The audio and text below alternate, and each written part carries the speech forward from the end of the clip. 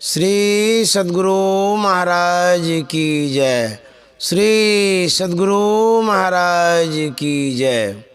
विद्यानंद बाबा best channel पर आप सभी श्रोताओं का स्वागत है, सम्मान है। आप इस चैनल पर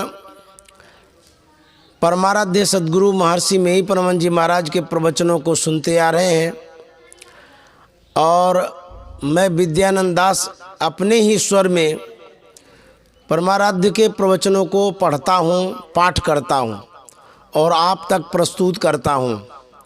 पाठ की कड़ी को आगे बढ़ाते हुए सत्संग सुधा वचनामृत भाग चतुर्थ से पढ़ने जा रहा हूँ।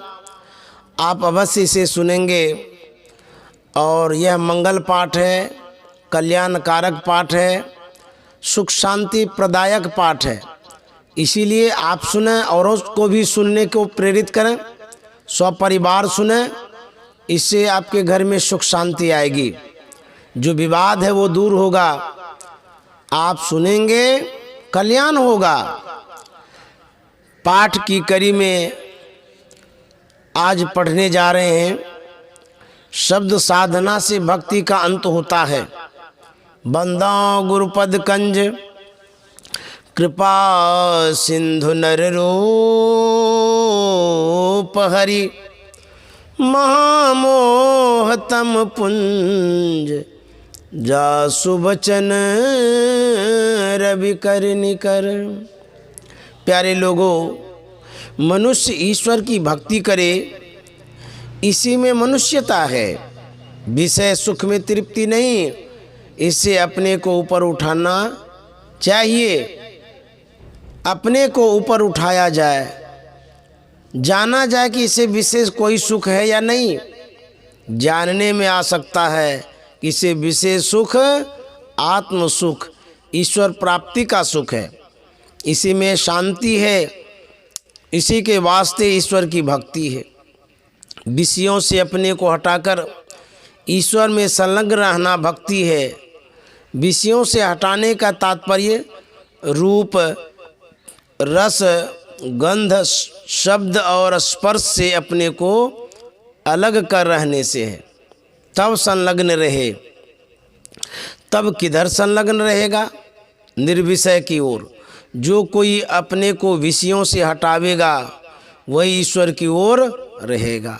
भक्ति केवल इतना ही नहीं है कि किसी एक स्थूल व्यक्त रूप में प्रेम करो, वहाँ से आरंभ करो।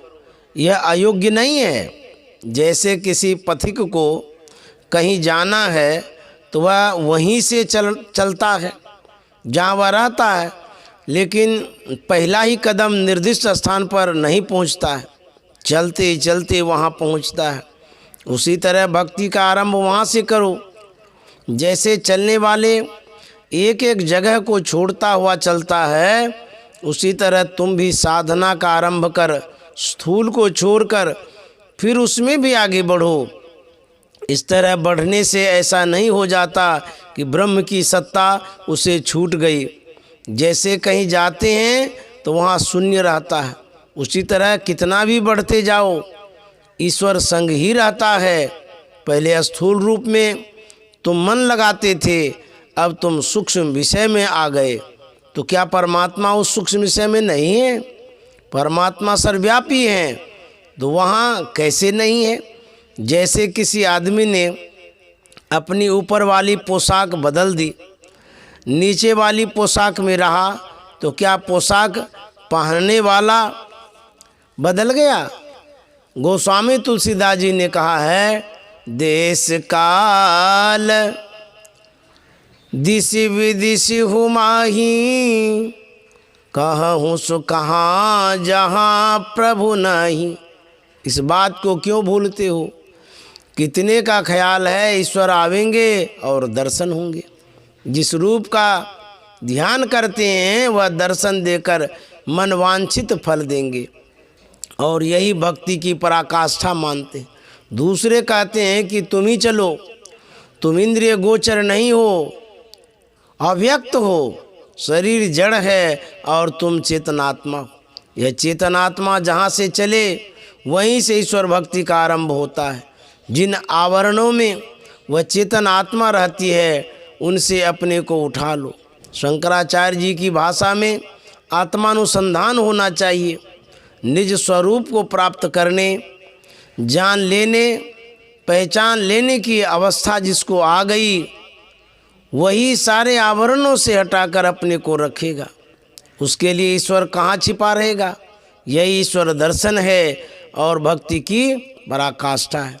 इंद्रियों से जो रूप दर्शन होता है वह ईश्वर के माया रूप का दर्शन है। ईश्वर के आत्मस्वरूप का दर्शन नहीं हुआ, और यह दर्शन नहीं हुआ तो ईश्वर दर्शन कैसे हुआ? श्री राम श्री कृष्ण का दर्शन अहोभाग्य है। जिस समय ये लोग थे उस समय में बहुतों को उनके दर्शन हुए, लेकिन सबका ऐसा ख्याल नहीं हुआ कि ईश्वर दर्शन हो गया। भावना के भगवान थे, जाकी रही भावना जैसी, प्रभु मूरत दे खाई तिन तैसी। सबसे पहले किसकी पूजा हो, इसमें पांडव भी घबराए, लेकिन भीष्म ने श्री कृष्ण की पूजा करने का निश्चय दिया। उसी सभा में शिशुपाल भी था जो श्री कृष्ण भगवान का विरोध करता था और मारा भी गया। भगवान श्री राम स्वयं कहते हैं, यही तन कर फल विषयन भाई, स्वर्ग स्वल्पयंत दुखदाई। ये लोग इंद्रिय ग्रहण होने वाले विषयों को लेने नहीं कहते। इन विषयों से आगे बढ़ने के लिए भगवान श्री राम ने उपदेश दिया। भगवान श्री कृष्ण ने क्षेत्रज्ञ का विचार किया। इस सत्संग में ऐसा नहीं कहा जाता कि स्थूल उपासना का अनादर करो, स्थूल सगुण साकार की उपासना भी करो और इससे आगे बढ़ने के लिए भी चेष्टा करो। जो कोई ऐसा विचार रखते हैं कि स्थूल सगुण रूप को छोड़कर सूक्ष्म सगुण रूप में जाने से ईश्वर छूट गए, यह संकुचित ज्ञान है। वह ईश्वर को सर्वव्यापी नहीं जानता। माया रूप का भी दर्शन करो और इससे भी आगे बढ़ो। माया रूप में ही लिपट कर नहीं रह जाओ। यही सत्संग से प्रचार होता है। और जो कोई अपने को ईश्वर मानता है तो वह समाधि में ऐसा हो सकता है, लेकिन संसार में द्वैत मंडल में ईश्वरत्व का भाव लेकर कोई बरते असंभव है। इसलिए श्री राम पर, श्री कृष्ण पर भी लोग संशय करते हैं। समाधि साधन करो, ऐसा हो सकता है। विचार ही विचार में कोई ईश्वर नहीं हो सकता।